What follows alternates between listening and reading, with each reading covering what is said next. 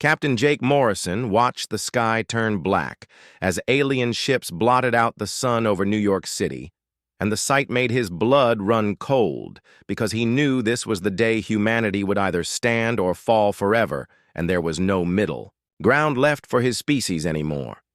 The Zephyrian ships hung in the air like dark clouds of death, and their hulls reflected no light as if they were made from pieces of space itself, and Jake could hear the panic in the radio chatter from his soldiers, who had never seen anything like this before in all their years of training and combat experience. Lieutenant Amy Blake was running through the subway tunnels beneath Manhattan, and her boots splashed through puddles of dirty water as she guided groups of terrified civilians toward the emergency shelters that had been built deep underground, where the government hoped they might survive whatever was coming from above. The first energy beams struck the city like lightning from hell, and buildings that had stood for over a century crumbled into dust in seconds, and Amy could feel the ground shake beneath her feet as she pushed an elderly man toward the shelter entrance while his granddaughter cried in his arms. Major Ben Carter stood in the Pentagon War Room and watched the satellite feeds show cities around the world being destroyed one by one, and he knew that all the nuclear weapons and advanced technology that humanity had built over decades meant nothing against enemies who could bend the laws of physics to their will. The aliens had shields that turned nuclear missiles into harmless light shows, and they had weapons that could reach through solid matter to kill people inside bunkers, and their ships moved faster than anything humans had ever built while remaining completely silent in the vacuum of space. Dr. Elena Rodriguez was in her laboratory trying to send her quantum research data to the outer colonies before the communication networks went down, and her fingers flew across the keyboard as she uploaded years of work that might be humanity's only hope for survival if anyone lived long enough to use it. She could hear explosions getting closer to her building, and the lights flickered as power grids failed across the city. But she kept typing because every equation and every discovery might make the difference between extinction and survival for her species in the dark times that were coming.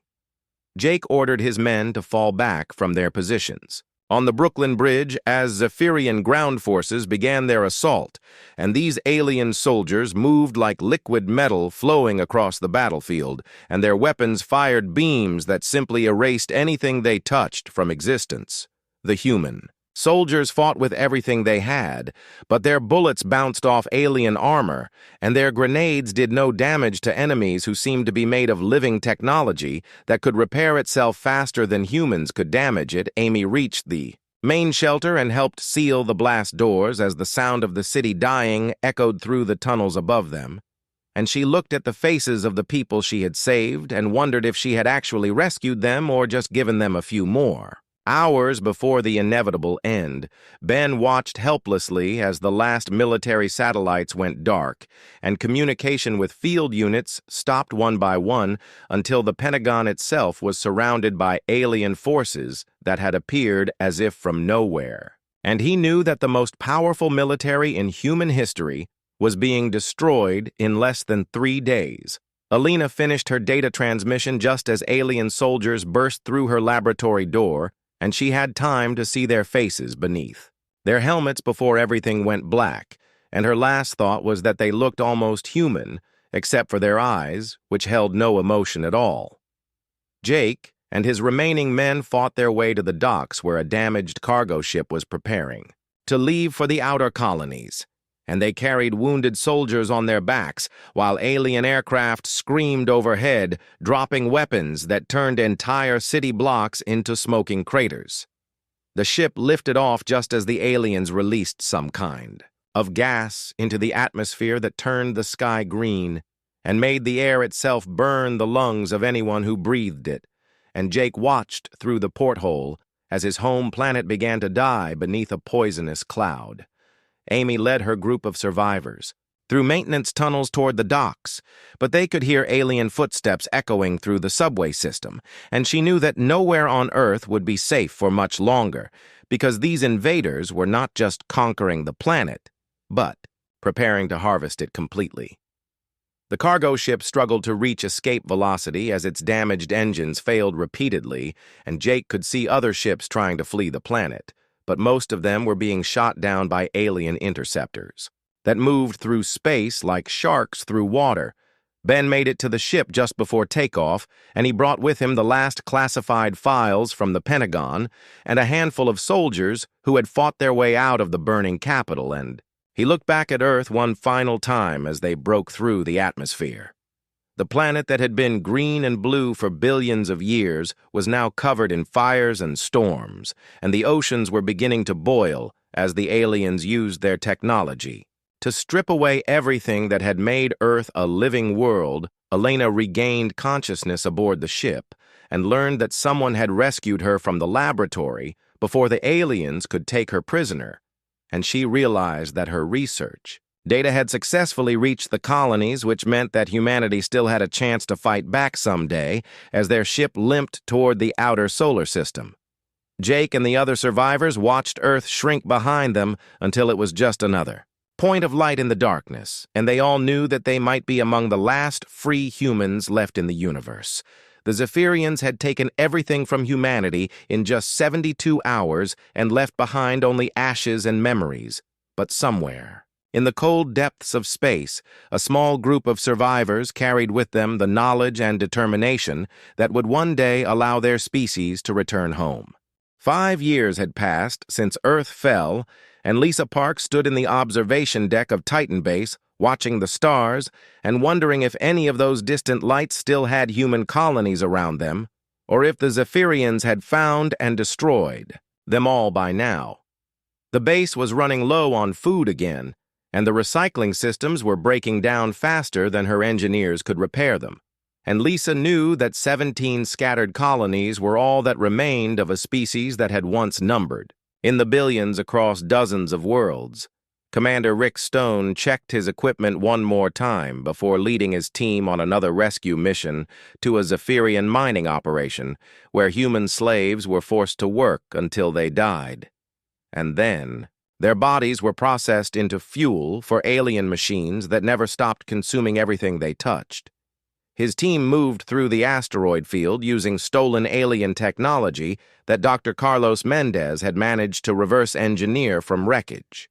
They had salvaged from destroyed Zephyrian ships, and the cloaking device worked most of the time, but sometimes failed at the worst possible moments. Rick had lost 12 good people on these missions over the past 2 years, but every human life they saved was worth the risk because each rescued slave brought new information about Zephyrian operations and weaknesses that might someday help humanity fight back against their oppressors. Dr. Mendez worked in his laboratory deep inside the colony ship that had become home to 3,000 survivors, and he spent every waking hour trying to understand how Zephyrian technology functioned and why it was so much more advanced than anything humans had ever developed.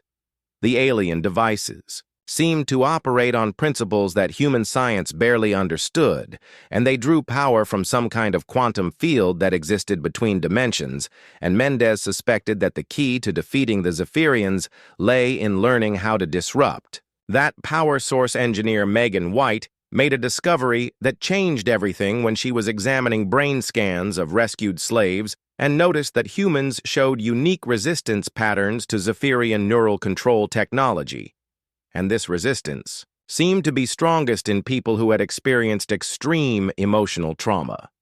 The aliens used neural control to manage their slave populations, and most species became completely obedient within hours of capture, but humans could resist for days, or even weeks, and some never lost their free will completely, no matter what the Zephyrians did to them. Megan realized that this resistance was not a weakness, but a strength that could be turned into a weapon against the aliens who had never encountered. A species that could fight back against their mind control technology on such a fundamental level.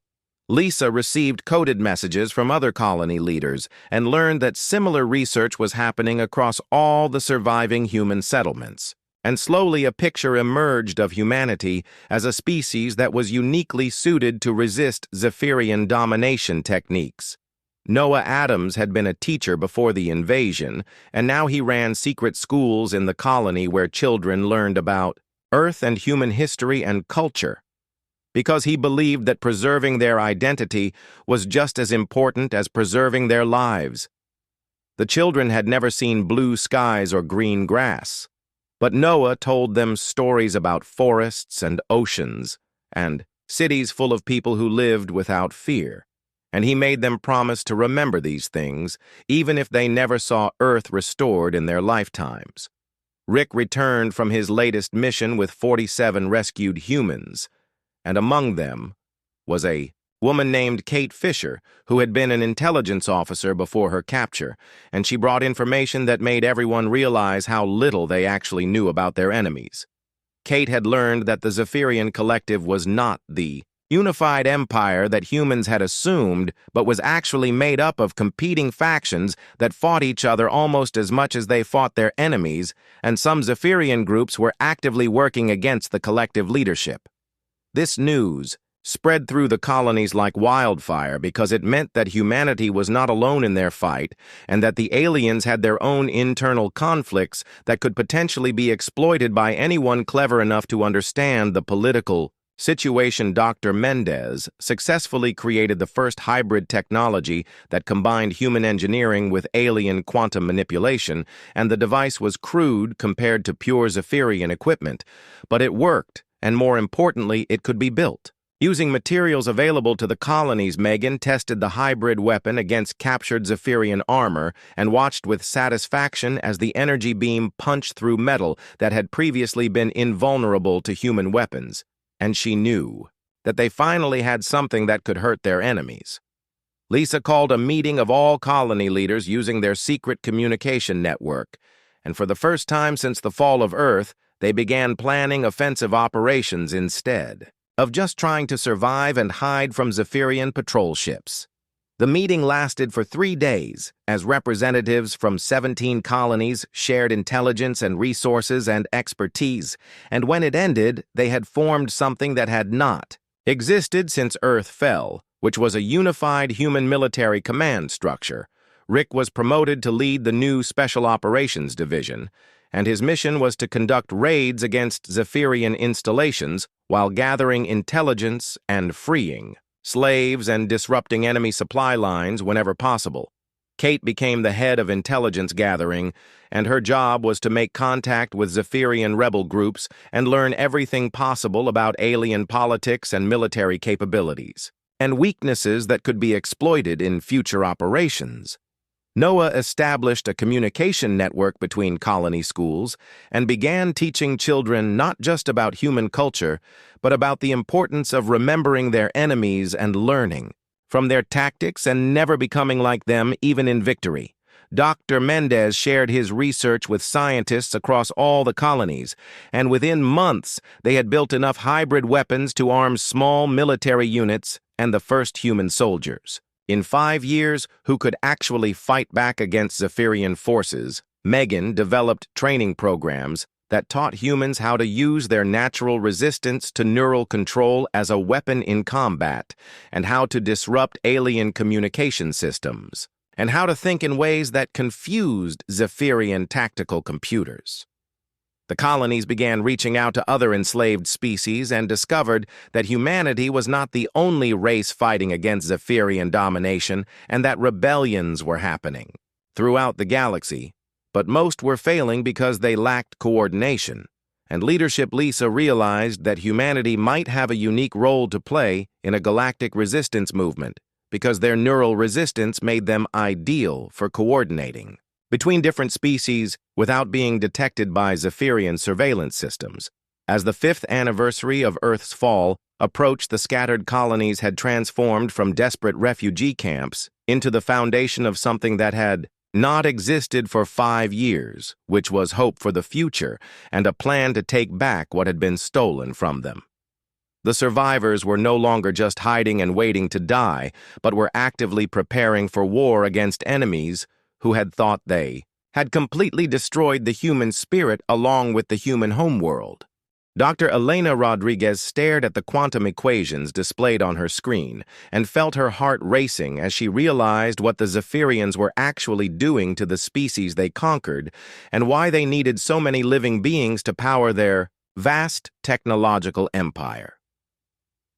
The alien technology did not just use mechanical energy or nuclear fusion like human devices, but instead harvested quantum energy directly from the neural networks of conscious beings. And this explained why they kept billions of slaves alive instead of simply killing everyone they conquered. Elena called an emergency meeting with the other senior researchers, and when she explained her discovery, the room fell silent because everyone understood the horrible implications of what she had learned about their enemies and their methods. The Zephyrians were essentially feeding on the consciousness of entire species, and the more intelligent and emotionally complex a species was, the more energy they could provide, and this made humans particularly valuable, because human neural patterns were incredibly rich and complex. Kate Fisher had been working undercover for months to infiltrate a Zephyrian research facility, and the mission was dangerous because one mistake would mean capture and enslavement, but the intelligence she gathered was worth the risk to everyone fighting for freedom.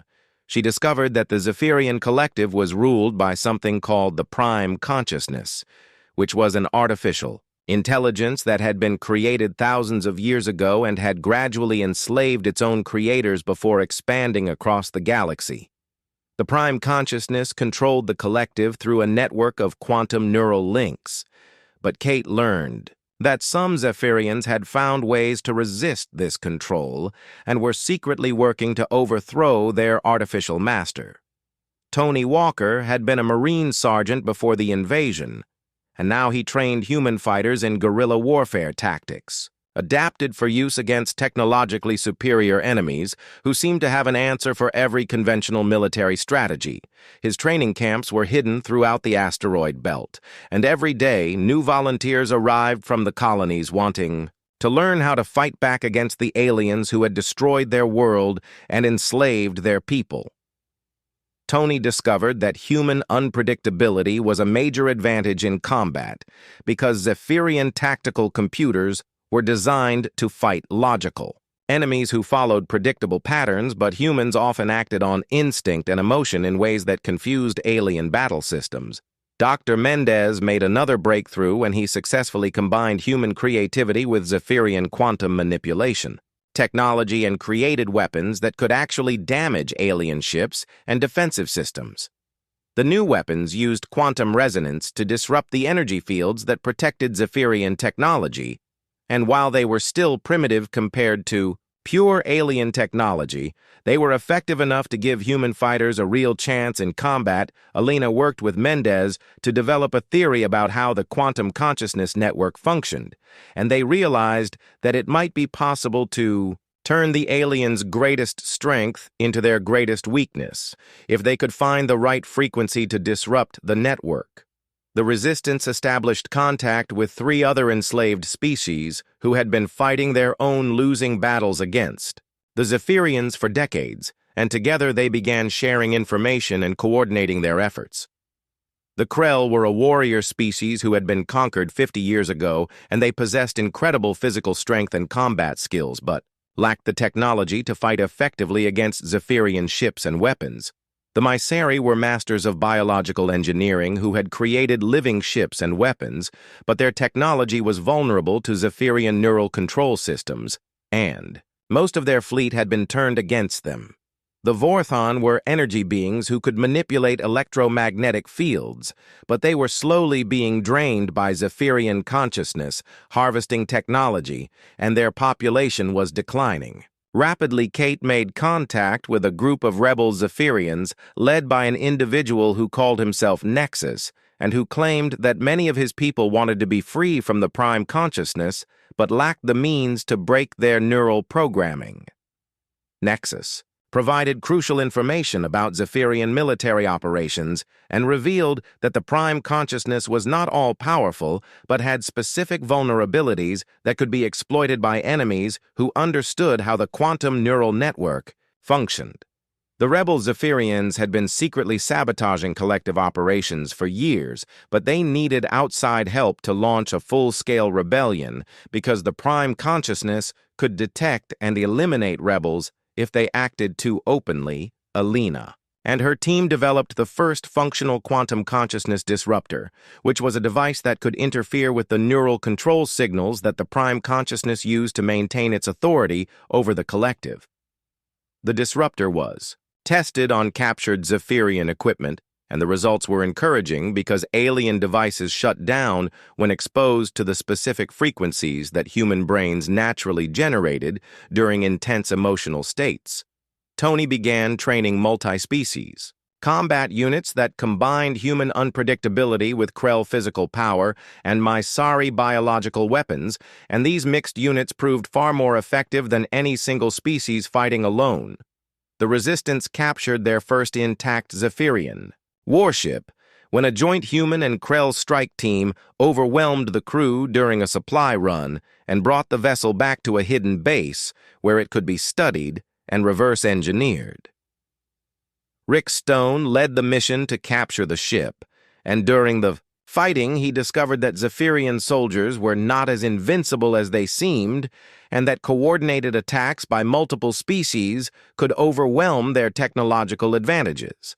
The captured ship contained databases with information about Zephyrian, military deployments and supply routes and research facilities, and this intelligence allowed the Resistance to plan much more effective operations against their enemies. Dr. Mendez and his team spent months studying the alien vessel and learned how to build improved weapons and defensive systems that incorporated both human engineering principles and Zephyrian quantum technology. Alina discovered that the ship's quantum consciousness interface could be modified to work with human neural patterns, and this opened up possibilities for using Zephyrian technology against its creators. The Resistance began planning their first major offensive operation, which would target multiple Zephyrian installations simultaneously and demonstrate to the galaxy that the collective could be defeated by determined enemies working together. Kate's intelligence network provided detailed information about guard rotations and defensive systems and supply schedules that would allow strike teams to hit their targets when they were most vulnerable. Tony's mixed-species combat units practiced coordinated assault tactics using captured alien weapons and human improvised explosives and biological weapons provided by their Mysari allies. Operation was scheduled to begin in 3 months and would mark the transition from desperate survival to active warfare as humanity and its allies prepared to take the fight directly to their oppressors. Alina completed work on a larger version of the quantum consciousness disruptor that could affect entire Zephyrian fleets if deployed correctly, and this weapon would be the key to disrupting enemy coordination during the upcoming battles. As preparations continued, the Resistance grew stronger and more confident because they finally had real weapons and reliable intelligence, and most importantly, they had allies who shared their determination to be free from Zephyrian domination. The scattered survivors who had fled Earth 8 years ago were now the core of a galactic rebellion that included dozens of species and thousands of ships and millions of fighters who were ready to risk everything for freedom. General Jake Morrison stood on the bridge of the Resistance flagship and watched as hundreds of ships from dozens of species prepared for Operation Phoenix, which would be the largest coordinated attack against the Zephyrian collective in galactic history. The plan was ambitious and dangerous because it required simultaneous strikes against 12 different star systems. But Jake knew that this was their best chance to prove that the collective could be defeated and to inspire other enslaved species to join the rebellion. Captain Amy Blake led the assault team that would attack the primary research facility in the Kepler system, where thousands of human prisoners were being used as test subjects for new consciousness harvesting techniques. Her ship was equipped with the latest quantum disruptor technology, and her crew included human fighters and Krell warriors and Mysari biotechnicians who had trained together for months to become the most effective mixed-species unit in the Resistance fleet. The research facility was heavily defended, but intelligence reports suggested that most of the guards were enslaved soldiers from various species who might switch sides if they could be freed from Zephyrian neural control. Amy's team struck, fast and hard, using human unpredictability combined with Krell strength and Mysari biological weapons to overwhelm the facility's defenses before the Zephyrians could call for reinforcements. The quantum disruptors worked better than expected, and entire sections of the facility shut down as alien control systems failed and enslaved guards began fighting against their former masters as their minds were freed from artificial programming. Among the liberated prisoners was Dr. Alex Chen, who had been forced to work on Zephyrian weapons for 5 years, and his knowledge of alien technology would prove invaluable to the Resistance's ongoing efforts to level the playing field. Alex told Amy about a secret project that the Zephyrians had been working on, which involved creating hybrid soldiers that combined the best features of multiple species under direct control of the prime consciousness. The project had been unsuccessful because human neural patterns could not be fully controlled, even with the most advanced Zephyrian technology, and this had frustrated the aliens who considered humans to be both valuable and dangerous. Commander Rick Stone had been promoted to lead the Free Fleet, which was a growing collection of captured and modified alien vessels crewed by liberated slaves and resistance fighters from across the galaxy. His flagship was a converted Zephyrian dreadnought that had been captured during a daring raid 6 months earlier, and the ship's weapons systems had been modified using human engineering principles to make them even more deadly. Rick's mission during Operation Phoenix was to attack Zephyrian supply convoys and communication networks to prevent enemy forces from coordinating their response to the multiple simultaneous attacks. The Free Fleet moved through hyperspace using captured navigation codes and struck at convoy routes that had been considered completely secure by Zephyrian military planners who had never faced this kind of coordinated resistance. Each successful attack weakened the collective's ability to supply their scattered forces, and more importantly, it demonstrated to enslaved populations throughout the galaxy that their oppressors were not invincible. Dr. Elena Rodriguez deployed her quantum consciousness disruptors on a massive scale for the first time, and the results exceeded even her most optimistic projections, as entire Zephyrian battle groups simply stopped functioning when their crews lost contact with the prime consciousness. The disruptors worked by amplifying the natural brain frequencies that humans generated during combat, and these frequencies interfered with the quantum neural network that connected all Zephyrian technology. Elena realized that humans had evolved to be naturally resistant to this type of neural control, and that their emotional intensity actually made them powerful weapons against any species that relied on artificial consciousness networks. Sam Hughes had been a politician before the invasion, and now he served as the Resistance's chief diplomatic officer, working to build alliances with enslaved species and rebel groups throughout the galaxy. His negotiations with the Thek Confederation resulted in a formal alliance that brought 40,000 experienced warriors into the Resistance, along with their knowledge of Zephyrian military tactics and weaknesses. Sam also established contact with underground movements on dozens of Zephyrian-controlled worlds, and these groups began coordinating sabotage operations that disrupted enemy production and supply systems. The diplomatic breakthrough that changed everything was when Sam convinced 3 major enslaved species to launch coordinated uprisings. During Operation Phoenix, which forced the Zephyrians to fight on multiple fronts simultaneously, engineer Megan White developed new tactics that exploited humanity's unique relationship with technology and emotion, and these tactics allowed small, human units to disable much larger Zephyrian forces. Her teams learned to use their natural neural resistance as a weapon by overloading alien control systems with conflicting emotional signals that confused and disabled Zephyrian tactical computers.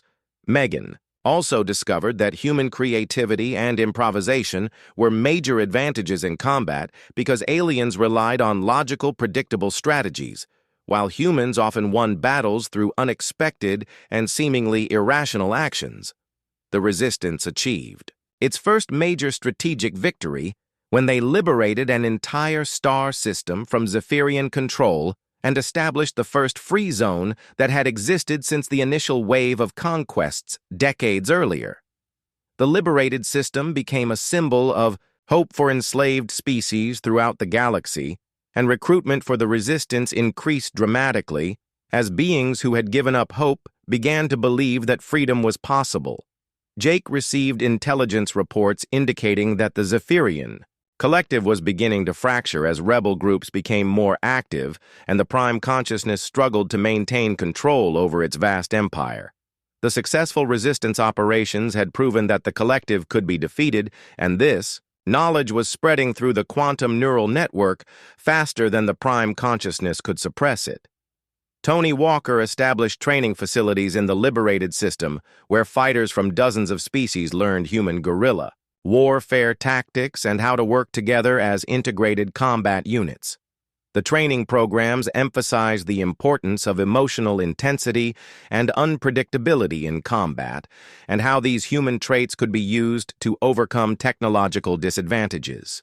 Kate Fisher's intelligence network had grown to include agents in dozens of star systems, and her information-gathering capabilities rivaled those of the collective itself.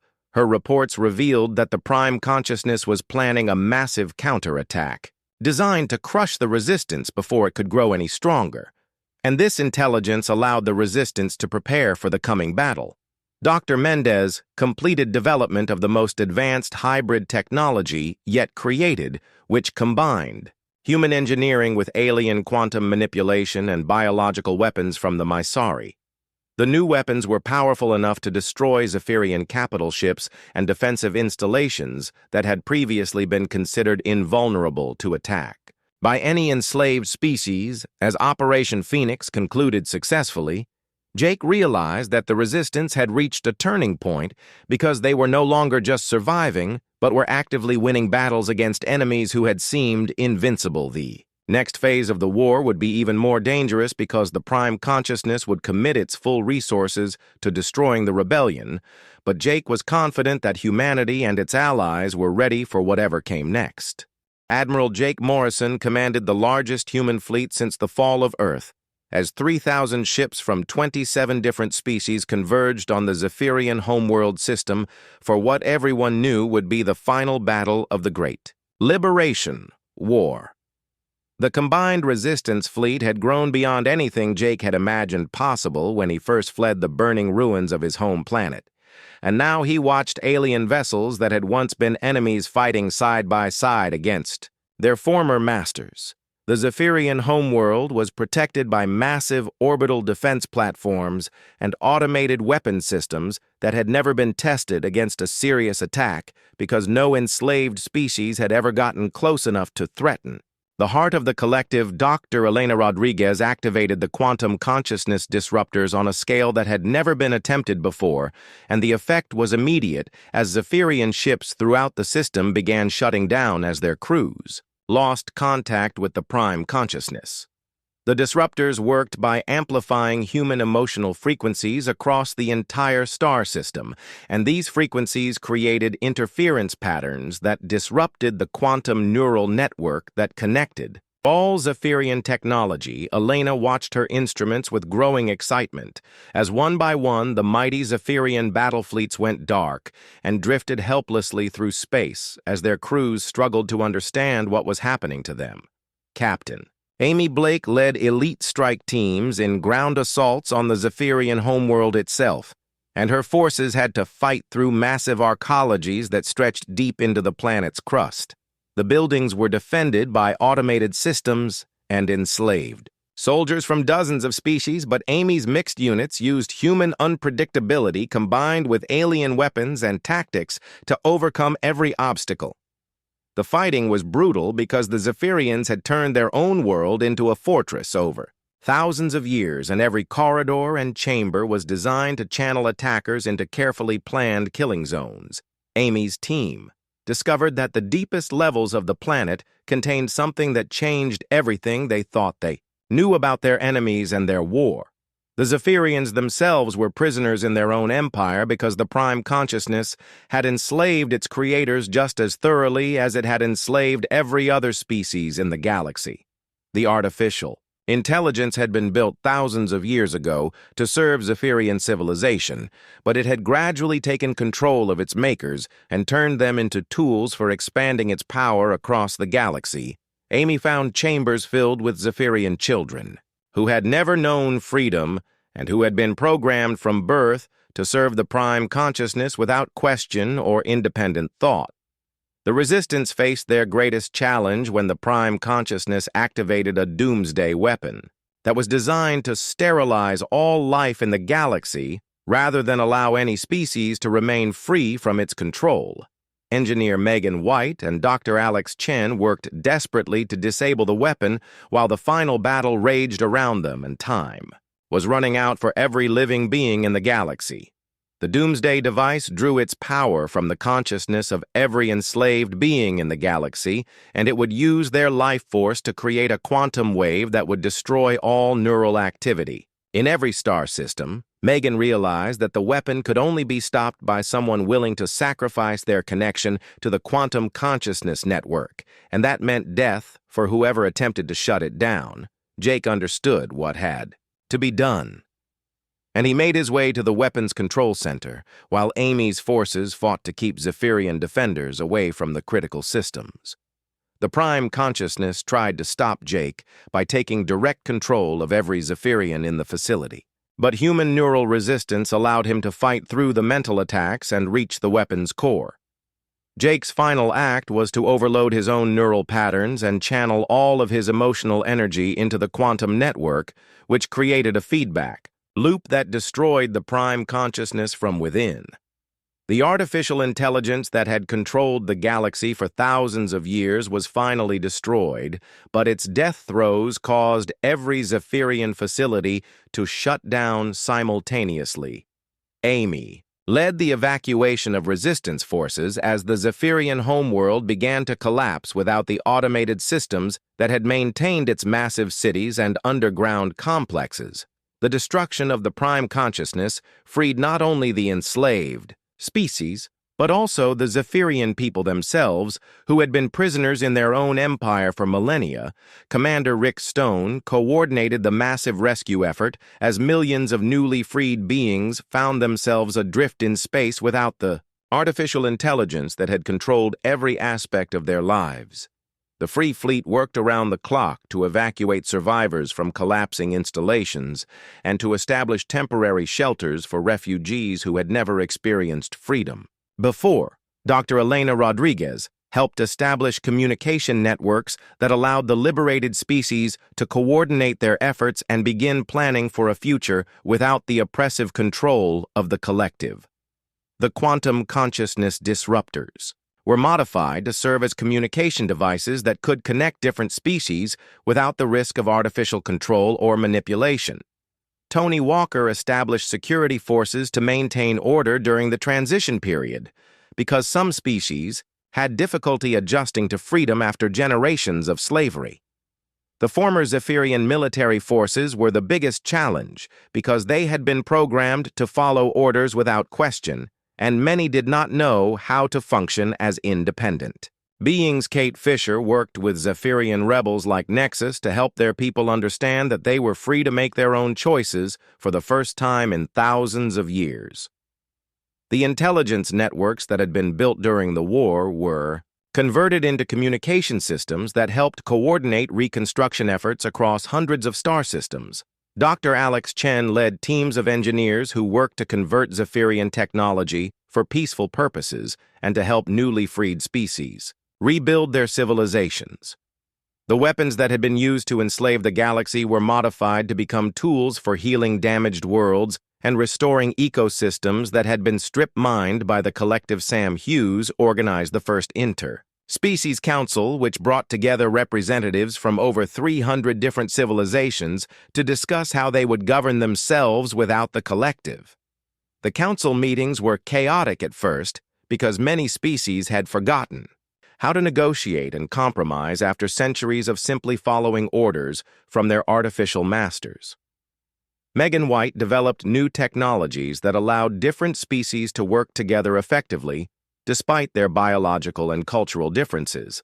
Engineering challenges were enormous because each species had evolved different approaches to technology, and it took months to establish common standards and protocols.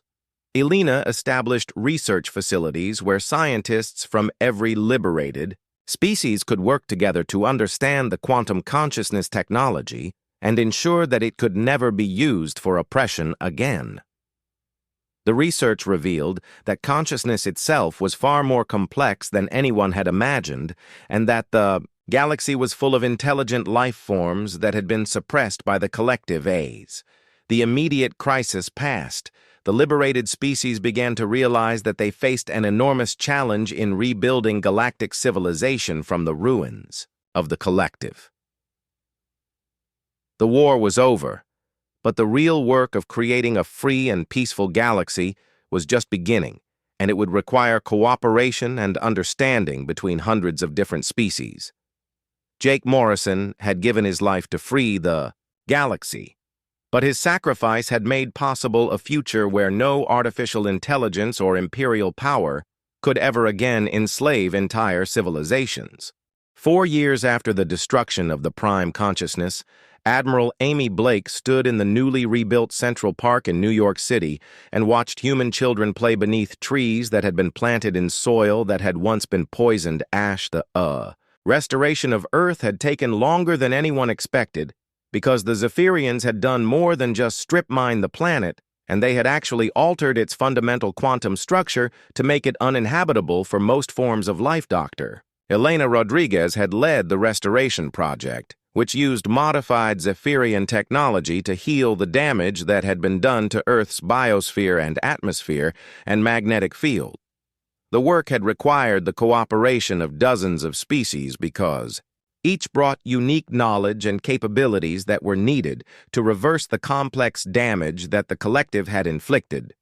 Elena found it deeply satisfying that the tools of oppression had been turned into instruments of healing, and that technology designed to enslave the galaxy was now being used to restore what had been lost. The new Earth was not identical to the old one because some species had been extinct for too long to restore, but it was alive again with blue oceans and green continents and clean air. Dr. Alex Chen and engineer Megan White had designed the new cities to incorporate the best ideas from dozens of different civilizations, and the result was architecture that would have seemed impossible before the war. The buildings used living materials developed by the Mysari and energy systems based on quantum manipulation and transportation networks that could move people and goods across the planet instantly. The cities were designed to be sustainable and beautiful and to serve as models for reconstruction efforts on hundreds of other worlds that had been damaged by the collective. Former Commander Rick Stone served as Director of Galactic Security, and his job was to ensure that no single species or organization could ever again accumulate the kind of overwhelming power that the Zephyrians had possessed. The new government structure was designed around the principle of distributed authority with multiple checks and balances that made it impossible for any group to dominate the others.